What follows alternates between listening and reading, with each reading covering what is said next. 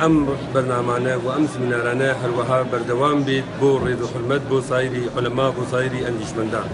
دکتۆر مستەفا خورڕەمدڵ هەروەها بۆ گشتمان شۆهرەی شەهر و عامە لە علمی قورئان، لە تەفسیر، لە تەرجمە، لە قەواعد و فقه و تەفسیر و علومی بەلاغی و علومی کلامی ئوستادێکی ماهر، ئوستادێکی بارز، ئوستادێکی بەرجەستە و ئێمەش ئینشاءالله بعنوانی شاگردێکی و بعنوانێکی تەلەموزێکی لە خزمەتیانە بگەین ساڵیان. پێویستە کە پێش ئەوەی ئەو پیاوانە بڕۆن تەقدیریان لێ بکرێوە بچینە خزمەتیان.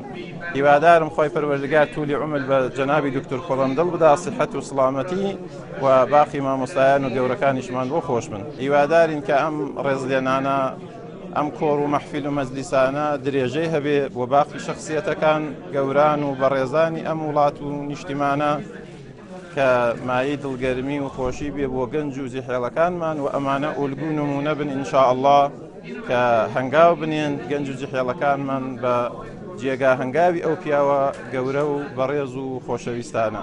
بەداخەوە لە کۆمەلگای کوردەواریە تا ئەو کەسایەتیانە وەختێک کە لە قەیدی حیاتە هەن کەمتر ئێمە بیریان ئەکەوینەوە و وەختێک کە فەوتەکەن ئێمە مەراسم و ڕێوڕەسمیان بۆ ئەگرین.